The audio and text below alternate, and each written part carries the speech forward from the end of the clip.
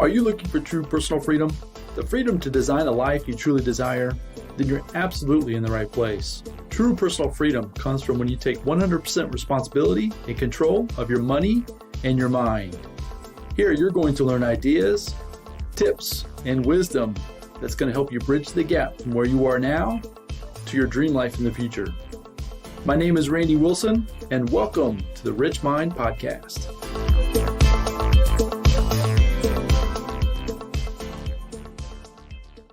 Well, welcome everybody to the RichMind Podcast. And today, super excited about this conversation.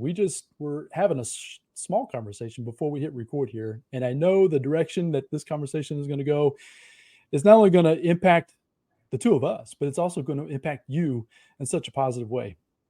It's just going to be a lot of fun. So today I have Robin Binkley on the podcast today, and this is going to be so much fun. Here's a few of the high-level bullet points, and we're going to get into a lot more of the details about Robin here very soon. But Robin is from Houston, Texas.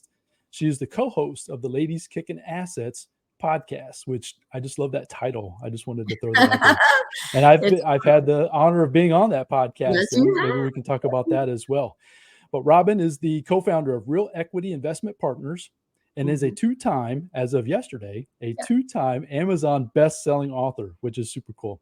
I have a copy of her Next Level book that she was part of, and then I don't have the newest one because it just launched literally yesterday as we're recording. I can't wait to get a hold of that as well. Robin has a diverse background in healthcare administration after spending 24 years working as a nursing home administrator and in the healthcare field for almost 30 years total, which that kind of goes along with my retail background. I was in retail for 20 plus years, right? And I know in your story you said how much time you had to spend just in that environment, or just how it just engulfed your life. So I completely resonate with that as well. Robin's passion for real estate was realized in the early 1990s, but it was not until 2018 Robin made her first real estate investment. Robin has dove headfirst into single-family homes, multifamily syndication, international acquisitions, developments, and other passive income-generating assets, which I know we're going to talk about all those things today. Her and her husband, Brett, are, like I said, they're down in Houston, Texas. She has 3 daughters, which is a big passion of mine, trying to give back to that 20-ish generation, right, that are just starting to come of their own. And we're going to talk about some of those things as well. So those are the high-level bullet points. But first off, let me welcome Robin to the show. Robin, welcome. Thank you. It is an honor to be here. I love talking with you. And we had to stop ourselves and say, hey, let's just hit record because we're talking about some good stuff. We did. Every time I visit with you, I learned something from you. So, and I love your wife, Stacy, who was helping me last week with one of my business projects. So, I really appreciate that so much. Yeah, very good. So yeah, we were having really good conversation there before. We hit in the first place. I got to hit this button. Let's go, because we've got some good stuff going on here. So I'm super excited that you're here. I kind of went over some of those high level things about you.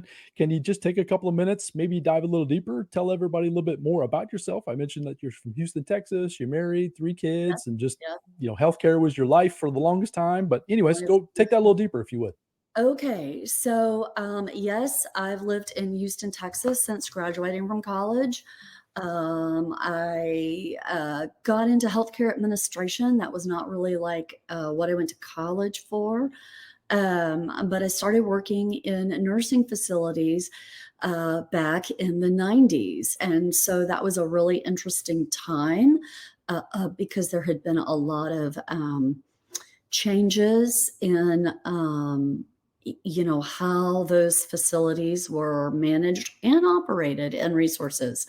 And so I spent a great deal of my early years in adult life, if you will, working in those facilities. And so as a result of that, yes, I was a licensed nursing home administrator for 24 years, running those facilities, and maintained my license for some time after I retired, if you will, a few years ago. And then I let that go because I thought, I'm not going to be running one of these things again. Been there, done that, and don't want to do that again. I have tremendous respect for those folks who are in healthcare. In fact, my middle daughter is a registered nurse. And so anyone who works in any level of healthcare, and especially over the last few years with, COVID and just how all of that has morphed, has been in the hot seat on a lot of regulatory issues. So that was a piece of my life. I do have 3 adult children. They are ranging in ages as of yesterday, a 21-year-old to 28. And yes, they are all women. They are fierce, powerful women of God. And so I love that. And so I'll talk about God a little bit because that's a big part of my life in our marriage, and sort of how I've grown from where I've come from to where I am now. I've been married for over 30 years to the same man, which is a big deal. Anyone that's been in a relationship that long with the same person knows that there's a lot of growing up and give and take. And the secret sauce has been forgiveness and a whole lot of Jesus. I'll just put it out there. Because we met when I was 18. And who I was at 18 is not who I am now at 54. And so a lot of life for both of us, and so that tells you we've been together 36 years, though married a little over 30. And so a lot there. Brett, my husband, is an amazing man. And, we've hit every high and we've hit literally every low. And so that is something we can probably have a separate podcast on. And like you and Stacy, there's a lot of life there, a lot of lessons. And what do you learn from all that? And so that's poured into a lot of positives here on the backside of our life together. And, real estate has always been something that Brett and I have been interested in.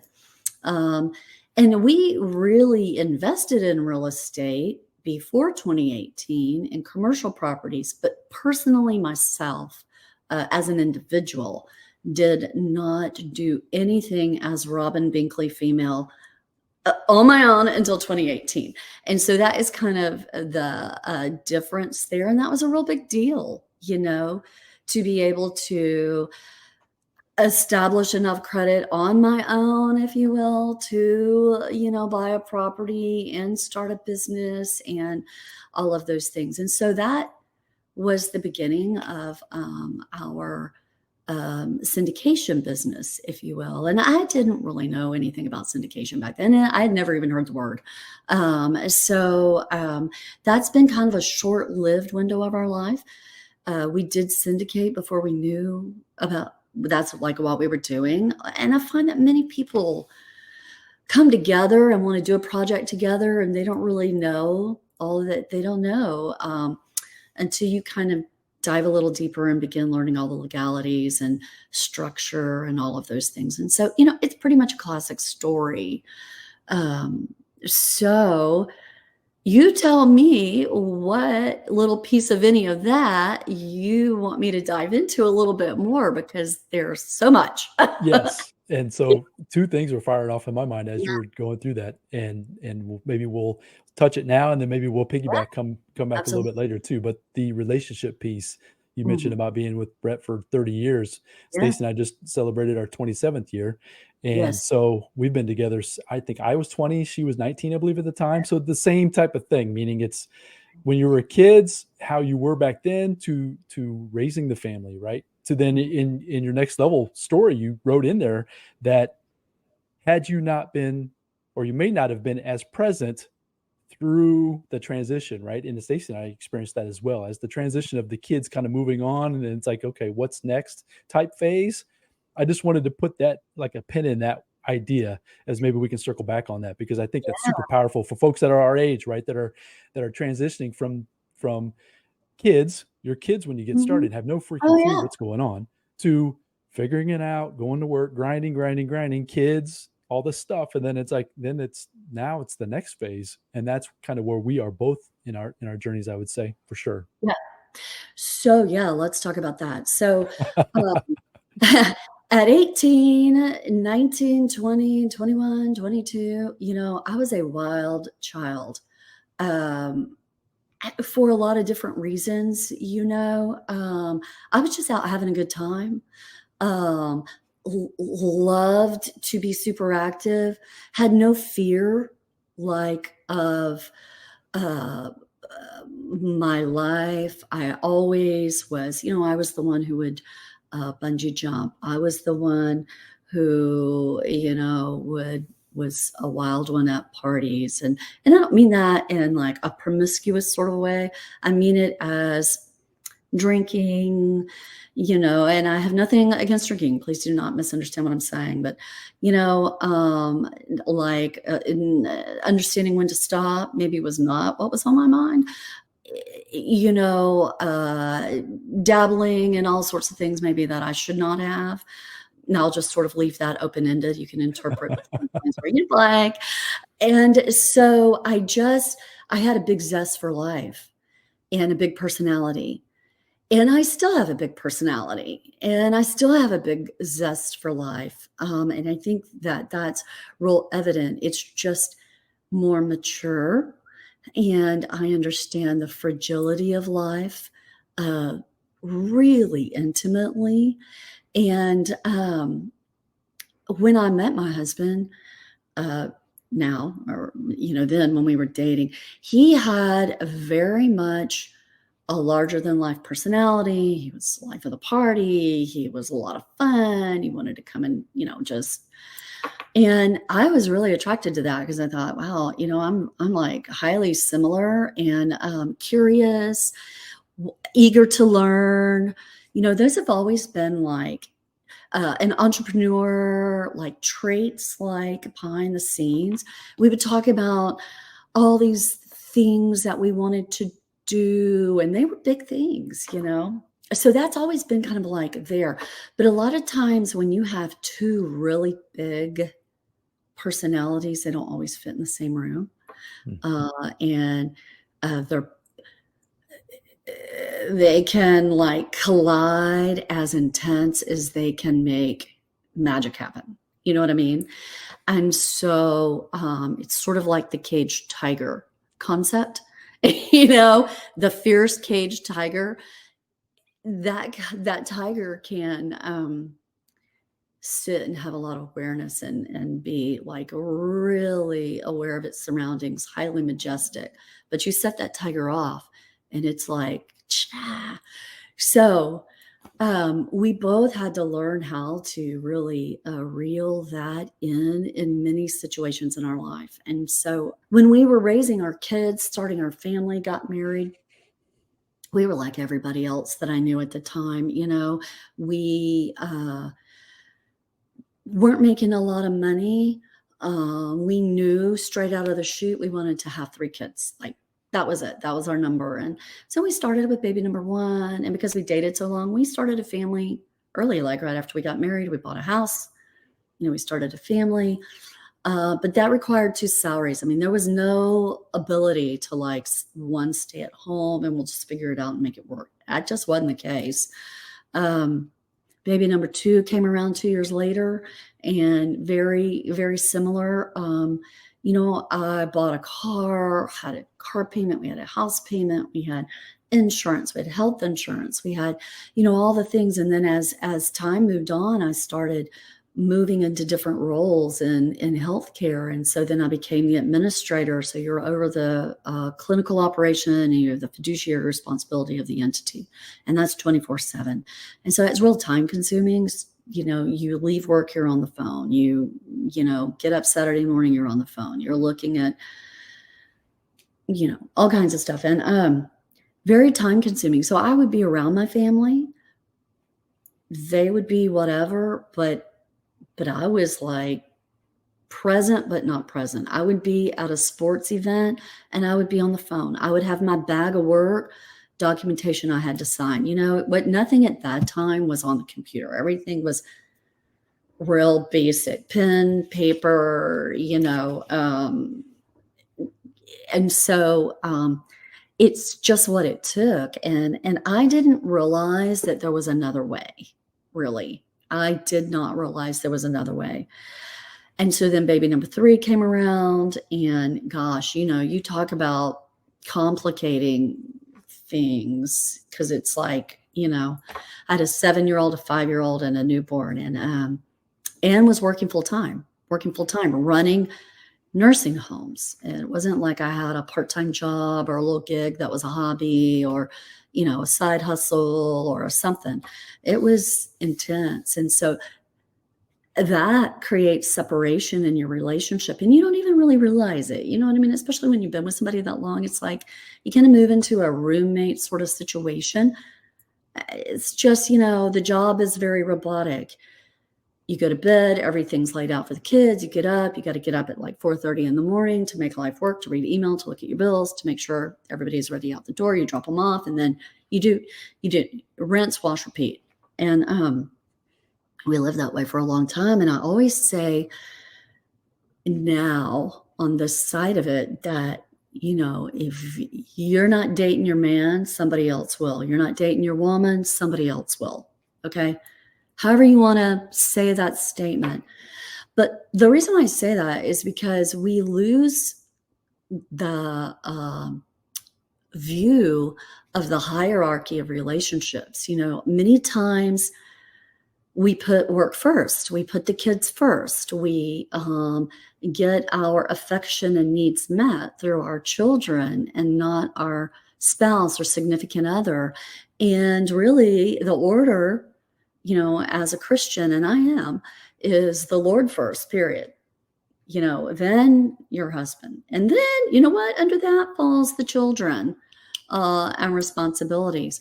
But that order, even though we know it, it's really hard to put that into practice and to do it. And so sometimes something really tough has to occur to have you sort of have this epiphany within yourself that, hey, I need to fix me and quit trying to fix my husband's problems so that everything in life gets better, and I think that's truth. And so you can reverse that, say that however we want, but that was our situation. And so I think you've got to hit bottom in some spaces in your life to realize you either are looking up and you're working this out together, or maybe you don't really need to work this out and you need to, what's a healthier situation for yourself. And I believe, in the sanctification of marriage.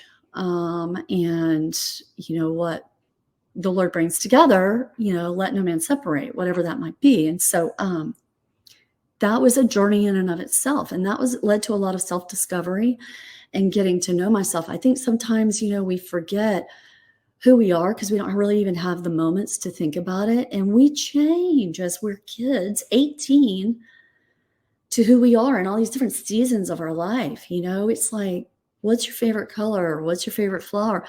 I don't know, yellow roses. I was having this conversation yesterday with my daughter, and it was like, well, the reason why I say that is because I like them, but is that really my favorite? Sometimes you have to really stop and think. And that was just an example.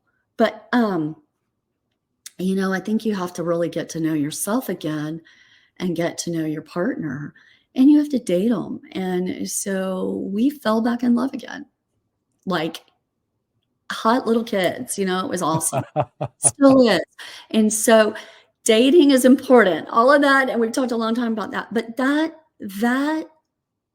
interest in your partner, that keeping it fresh and keeping it live and realizing life is short and you've missed some stuff, but you know what? Hey, my eyes are fully wide open. I have tremendous clarity. And I have the order right. And it's keeping it that way because there's always distractions, and there's always something. But it's how have we learned to kind of reel in the things in our life and our personalities in a healthy way that's not destructive to someone else and to others. So hence, we were able to allow our children to see what's it like to be in a bad place in a relationship, and how can you come full circle and show someone something that's true and real and loving. And restoration. How can you display restoration to become a new reality? And so we've been able to do that. And so I'm grateful for those experiences. Though tough, I wouldn't change them. I mean, sure, I'd love to say in this hypothetical situation, it would all be great, but I don't think I'd be who I am today had I not journeyed through all of that to be in the season of life that I'm in. So I'm really grateful and happy to share, in a more personal way with if someone so chooses to ask about those things. Yeah. Yeah, love it. We're in the same boat. And that was one thing kind of spurred that thought for Stacy and I I'd always wondered growing up, you would see relationships that got into that 15, 20 year mark or so, give or take, right? And the transition, they would separate, right? They would start to move apart. And I never understood that until I started to go through it with my wife, meaning the kids started to move away. We were in that transition of figuring out what was going to be next. And you realize that if you were not really aware and really present, working on yourself. I loved how you said that, right? The awareness and being present, working on yourself to be able to give to the relationship, how easily that fracture could turn into a complete separation very quickly.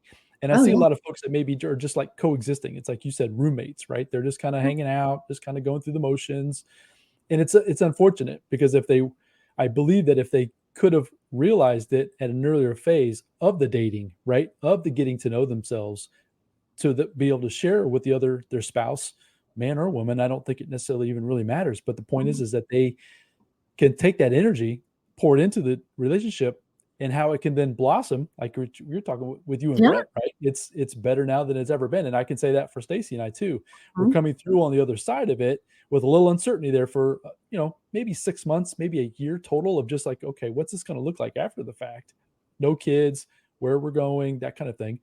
And like I said, it's really blossoming into something that's super exciting. And then you're modeling that for your kids, like you said that as well, which we're trying to do that. We're having conversations with our children about that, who they're picking, choosing to be with at this phase, at this 20-ish style of life or point of life as well. So yeah, I just love that part of the conversation. I know we always, I say always, a lot of times we're talking financial education and real estate and money, but I think that the relationship piece, I think, is something that might get missed.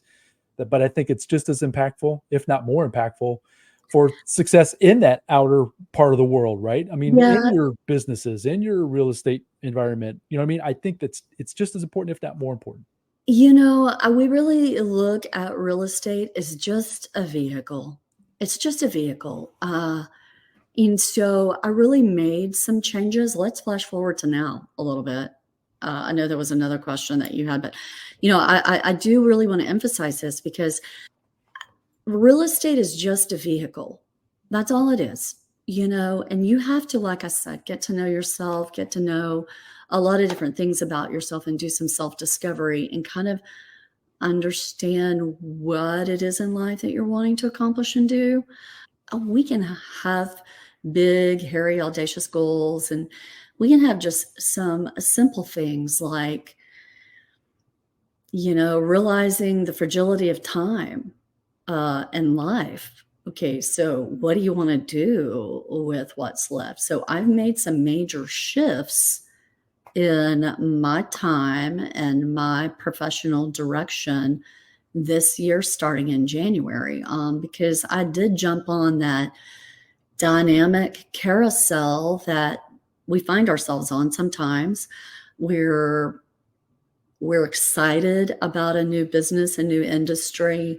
There's a lot of learning, so much learning, and reading and groups to be in and conferences to attend. And we talk about, showing up and just being in the room and how you get in the room and, all of that. But you have to step back a little bit, or at least I did.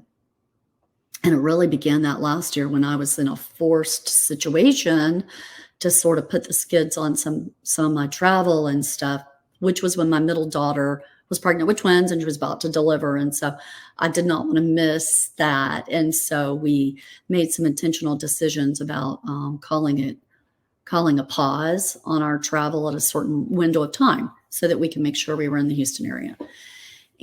But in doing that, it was probably one of the greatest blessings in my life, because I had time, even though I was working so hard. I was able to set up a business that allowed me to work remotely.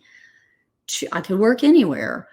I could work from home. I could work in a hospital room. I could work in a different country.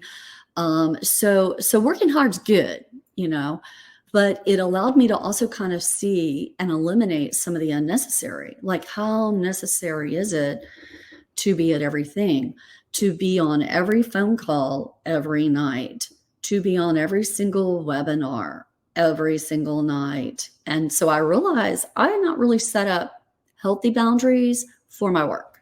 And I really began doing that and just put some practices in place and decided, this will either work or it won't. And if it won't, I don't really care, because what I was doing was not sustainable. It is really not.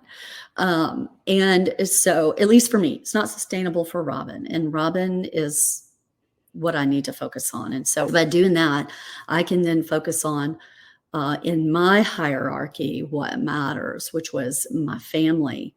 And then my business falls way under that.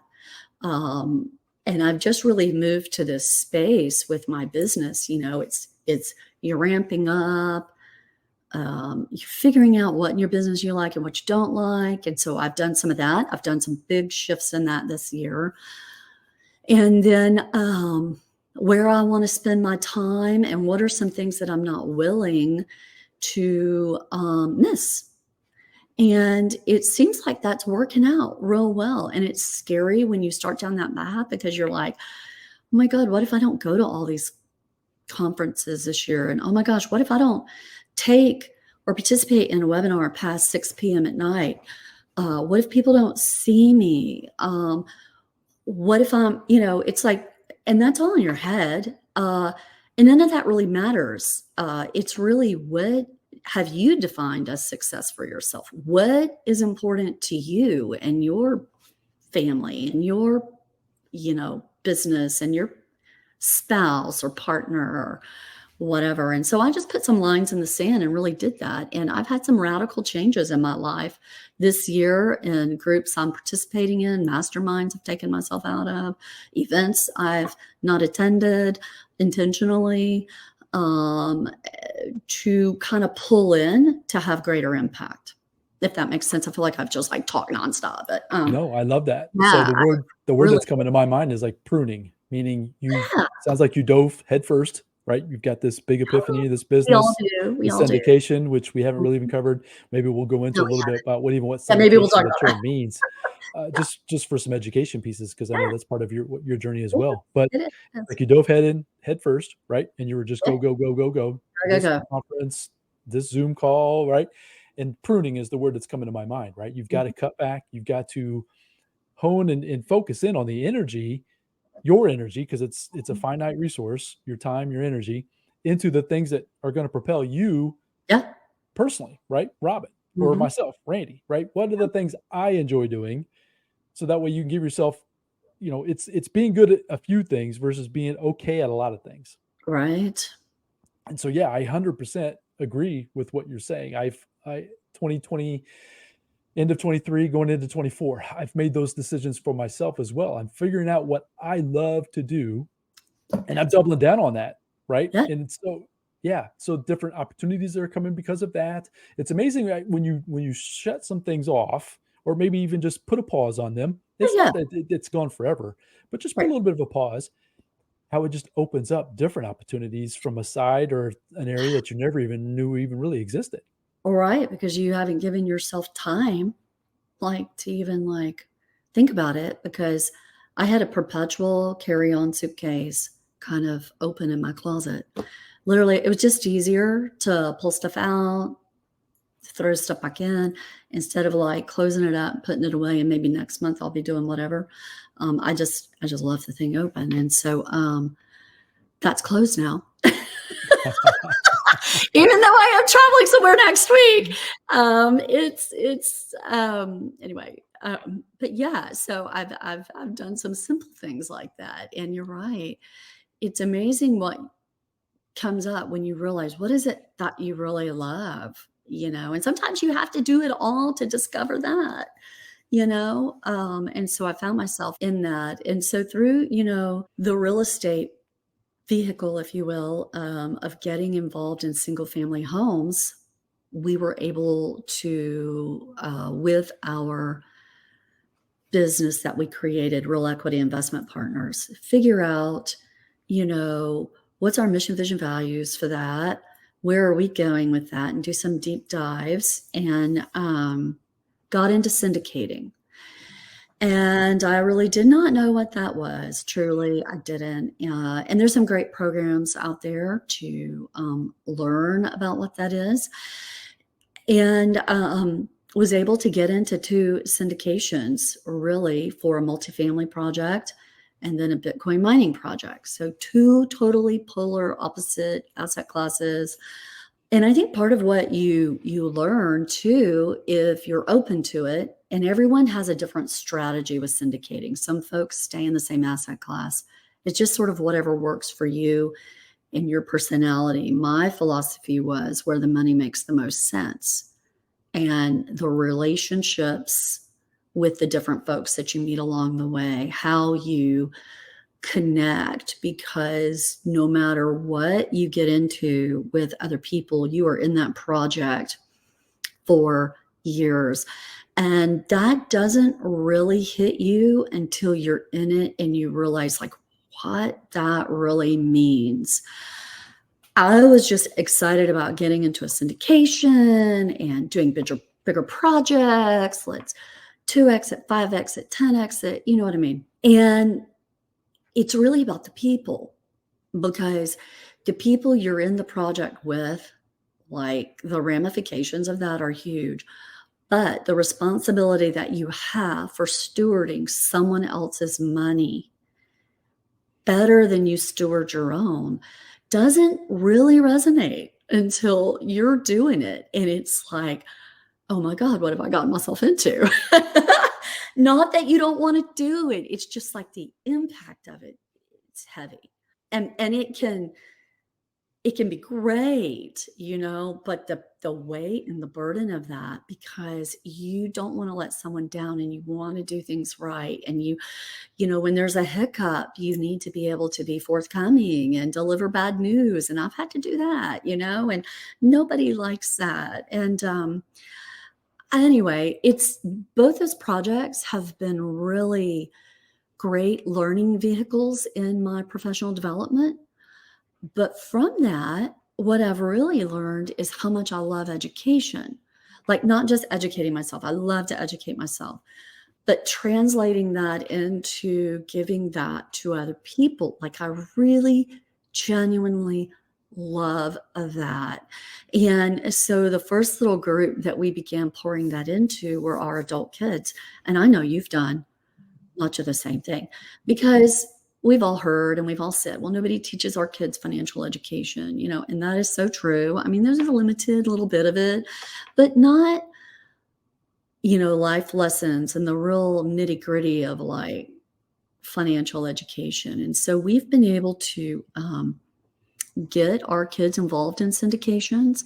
And, they're not accredited investors. And so what, we all need to realize is that little age group of 20 to 35, they're sucking away some money.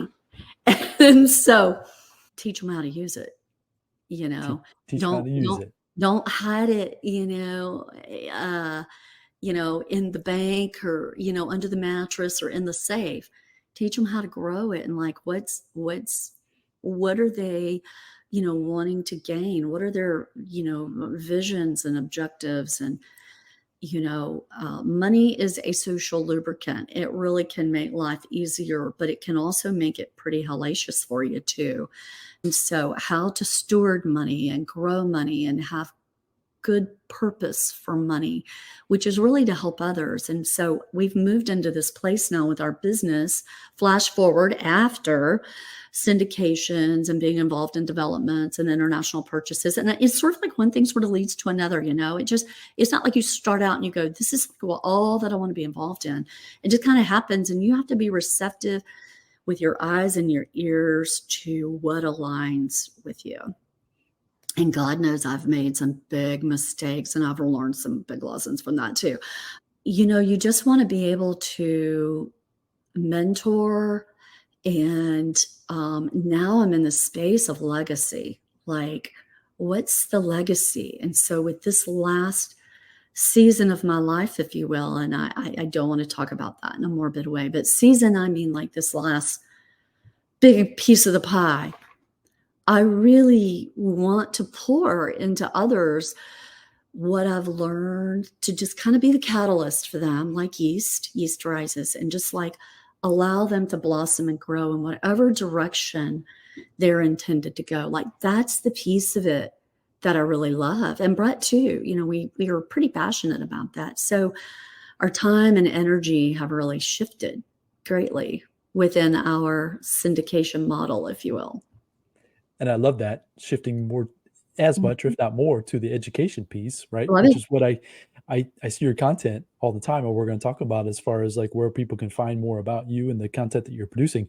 But that's exactly what I love to do as well, as you mentioned, just for some educational purposes, as far as the term syndication, just for those that they might not even know. The idea Yeah. is that you're pooling capital. So basically, picture it like a pyramid, right? You've got a person or a few people at the top, right? That is general partners or in charge of the Fund syndication. manager. Yeah. They're responsible for the syndication.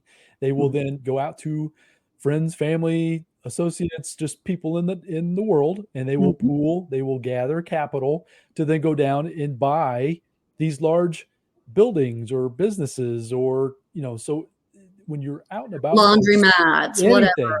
And right? I So the didn't realize strip it was plazas, anything. I mean, movies were syndicated. Like, I did not know. yeah. And I think a lot of people don't, which is where it's fun to try to just educate even on that level, right? You referred to in the story that I read in the Next Level book about how Rich Dad Poor Dad and Robert Kiyosaki was an influence, as he was on me. And I think he has been for millions and millions of people. But it's interesting that still folks are still learning. And if we can help be that, like you said, that yeast, right? Plug into folks, give them just a little bit of information that way they can go then take it and blossom into whatever they choose that they want to take it as well.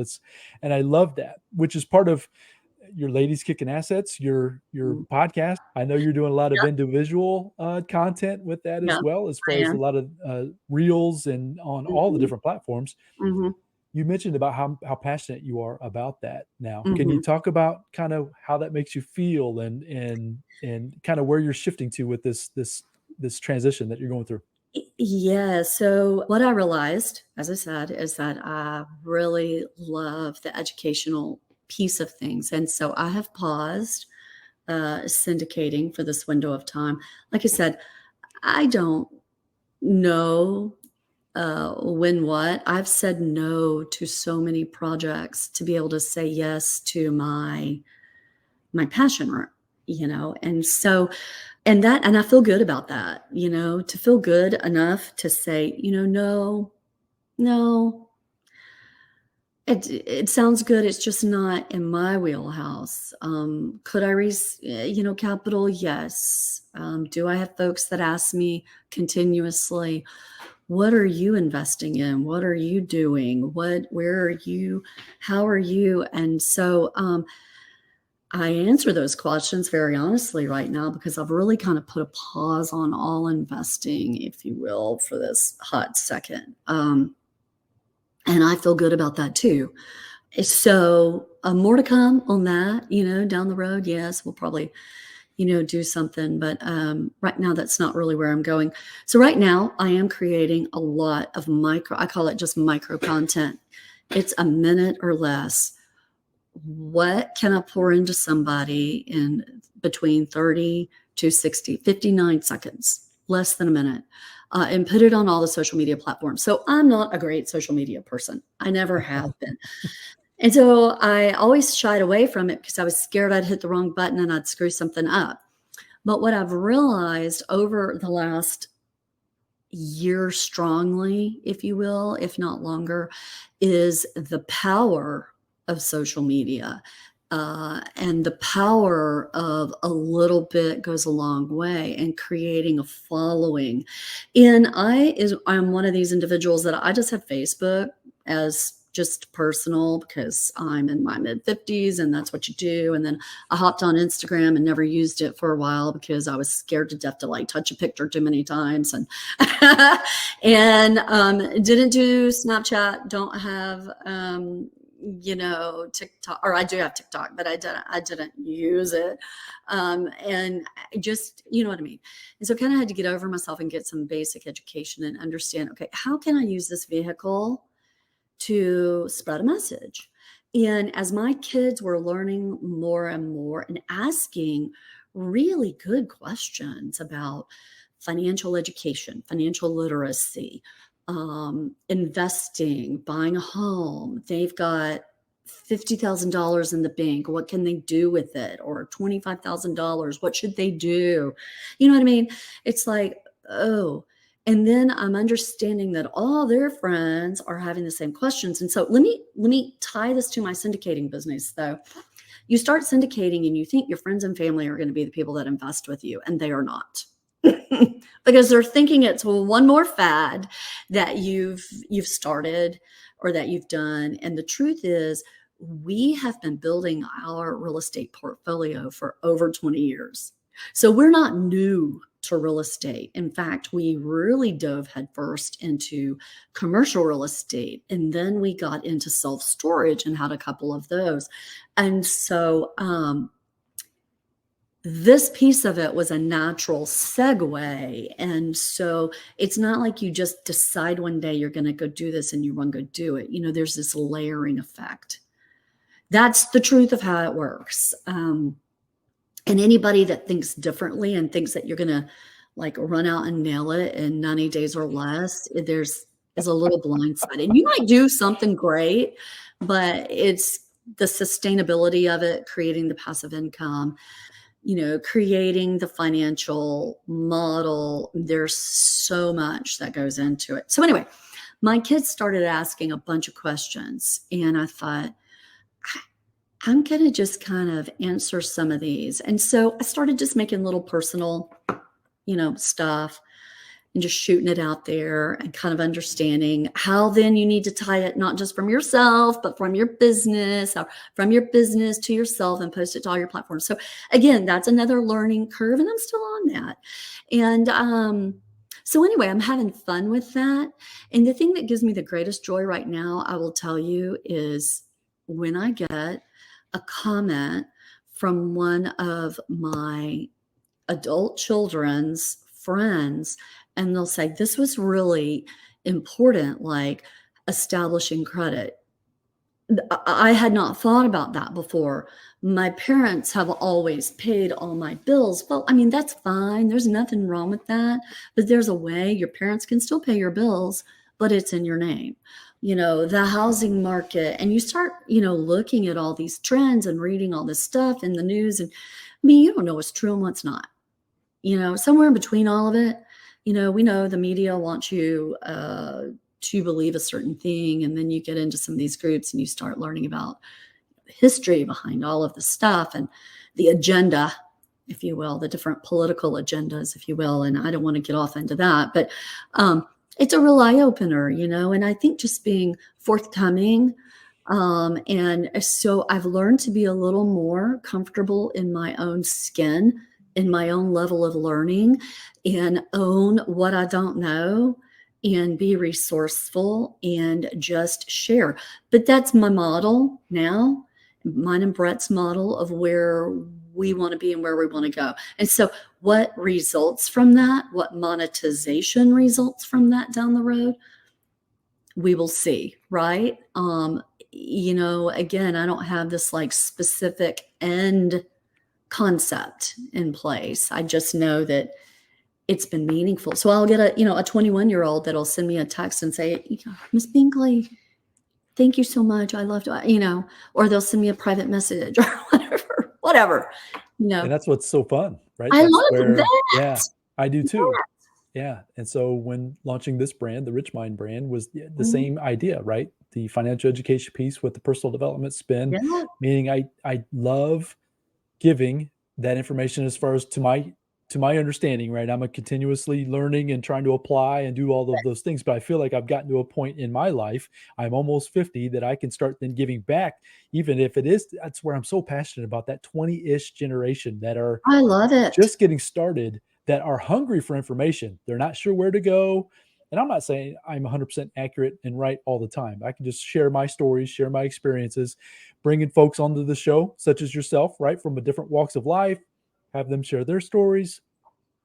And you never know what that impact is going to be. That's what happened for me as I was learning through my journey. So I totally get that. And your ability to show up, I think, is good for you to do that, because it is a little bit difficult, right? Folks are worried about what they're going to say about you, what you're going to think. Sometimes you're worried about what you look like that day, what you sound like that day. I was praying about that very thing this morning. Well, I was praying about that very thing this morning, because you've just got to take those thoughts captive, and you've got to deal with the mindset. Like, the mindset is a dangerous playground, and it can propel you or it can paralyze you. And the world needs these messages, right? They need to hear from you, Robin. Hopefully they will need to hear from me. Well, thank you, Mindy. I accept that. They need to hear from you. Each one of us have a story and have a message that we need to share. And there's so many different ways nowadays that if you're not focused on the monetization of it, right?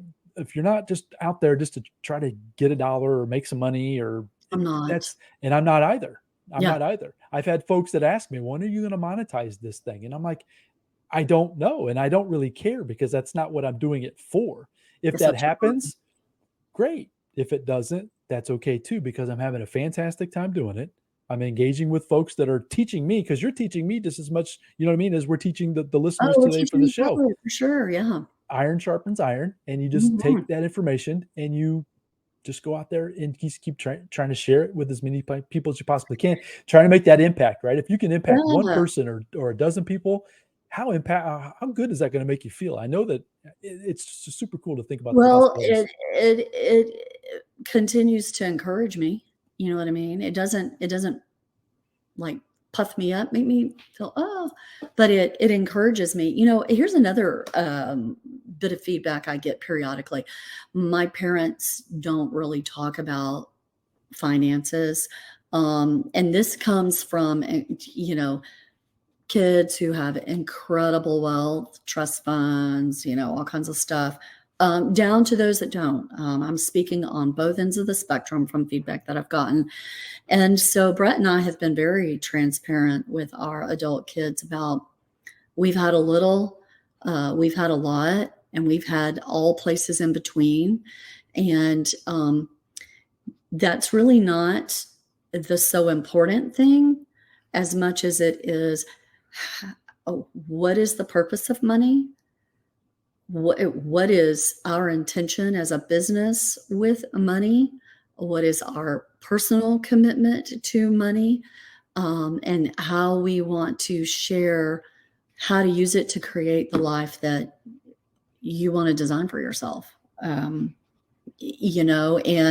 have impact on the world. And so you kind of have to get outside of yourself and your immediate circle and think bigger, like think globally, think locally, think nationally, think globally. What level of impact do you want to have? And so we've been able to kind of really have some deep dive conversations on all that. And we have, monthly family office meetings, and we have retreats. And, we're put it out there with our children and their spouses. And, we just share, because we feel like at some point they'll model that independently. And each of our kids have done that in different ways separately, and so at the end of the day, that's the greatest success, That's the legacy. You Simplicity. said that earlier in this conversation. That's the legacy. You'll pass that down generation to generation, well beyond our years here in this Perpetuity, earth. beyond us, beyond our grandkids, That's what it's all about, passing it down. All of these digital recordings that we are doing, will probably be outdated, and they'll go, what was that? What's a reel? What's a That's reel? short. What is that? What's this thing in front of this guy's face that he's talking What's into? What is that? Yeah. I know. What's Things Zoom are and changing. StreamYard? Yeah, things are changing so rapidly, so quickly. Yeah. So one question that, and we didn't get to the three questions, but no, it's okay. And we're going to bypass all three of them today, but we've kind of touched upon it, but I think that you might be able to take this last one a little bit further. Is there one nugget of wisdom? It's like we've shared a lot how we're passionate about helping that 20-year-old-ish. Yeah, we both are. I love that alignment. Yeah.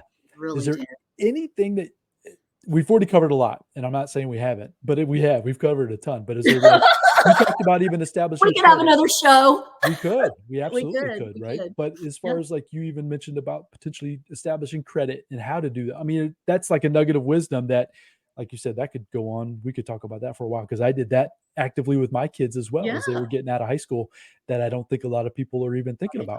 They don't. Is there a nugget of wisdom like that, additional one, that 20-year-old-ish self that you wish you would have known then that you definitely know now that you're trying to share?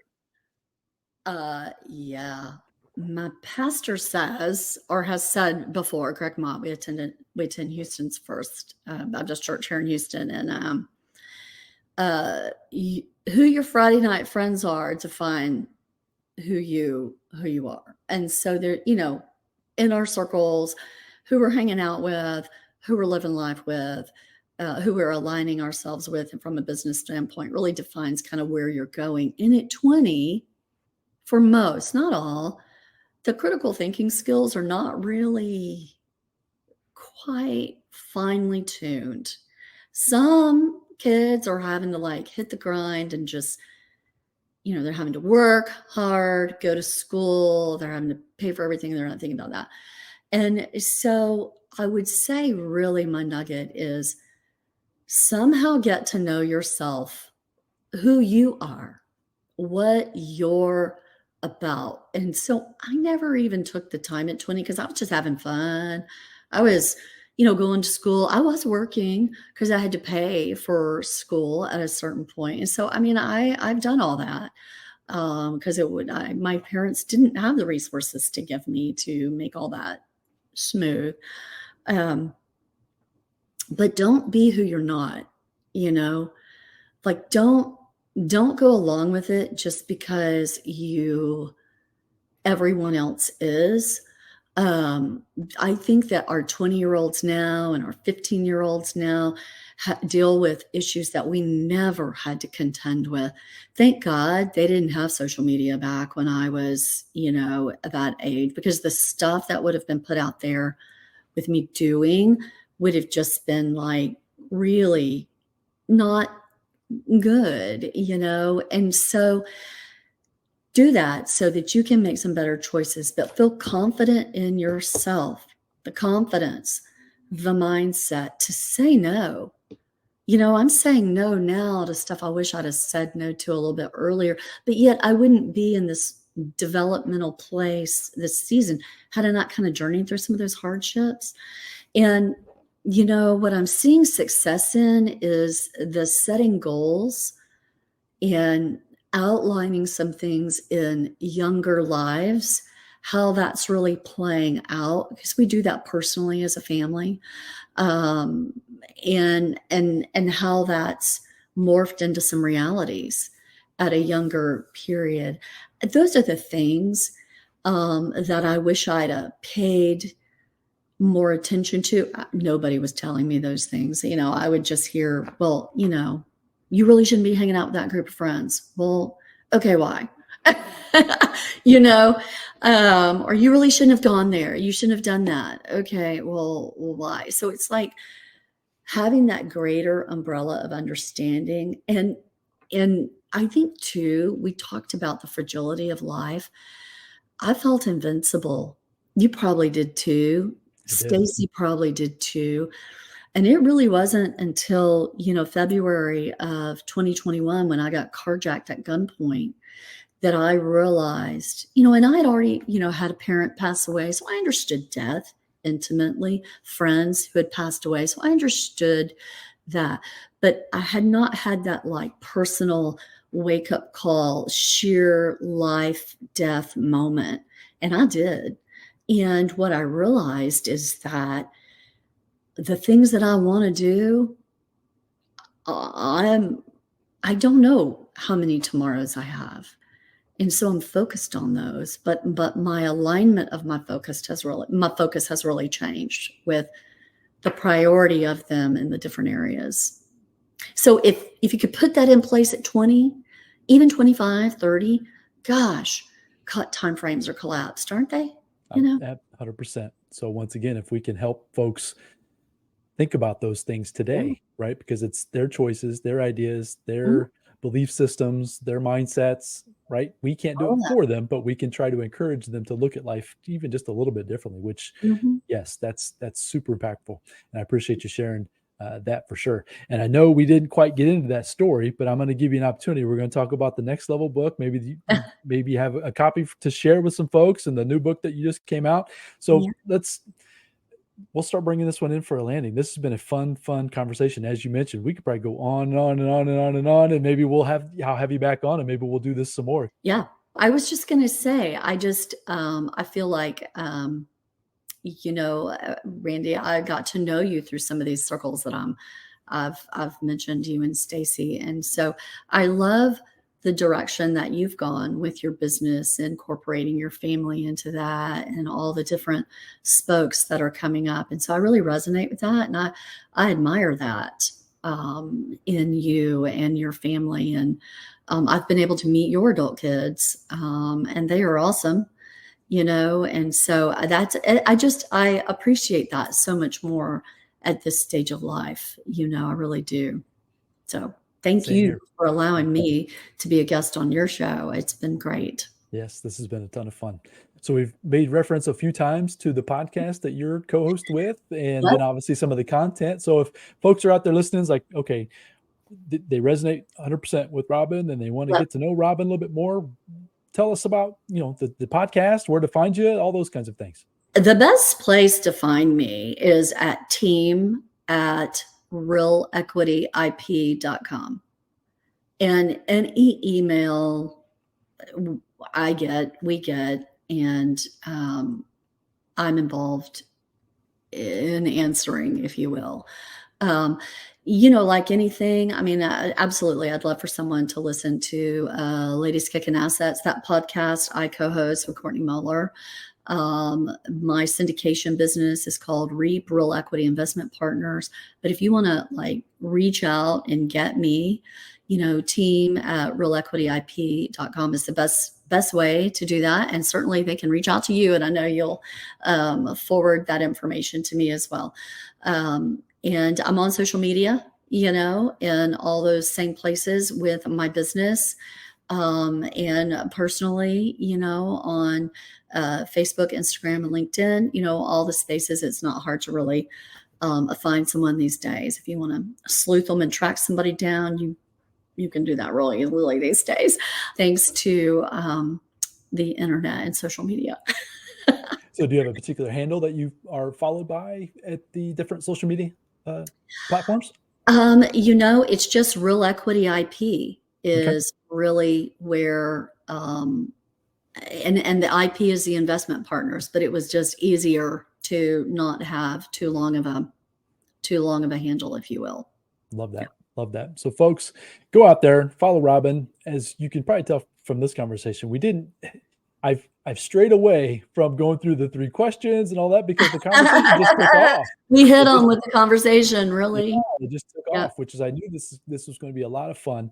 So if Robin's story and her message resonates with you at all, go out there and find her. As she mentioned, she's on the different podcasts. She has a podcast, Ladies Kicking Assets. She's on all the different social media platforms. Email her. And I say that email one more time, team@realequityip.com. IP.com. Okay. Email her as well.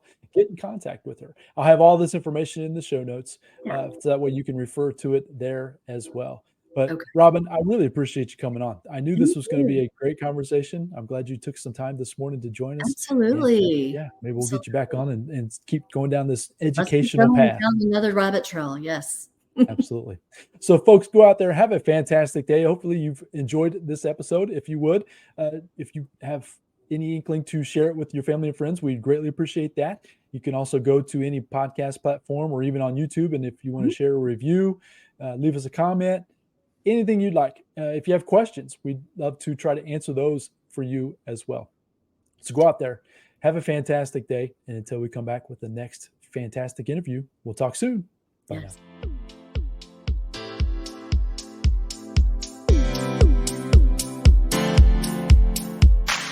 Thank you for joining me on the RichMind Podcast. I hope you found a ton of value in this episode. If so, I'd really appreciate a 5-star review, and you can also share it with your family and friends. And as my mentor Jim Roden shared with me, in order to have more, you must first become more. And in order to become more, you must work harder on yourself than you do on your job. So go out there today and work harder on yourself to become more and build the life of your dreams. Until next time, my friends.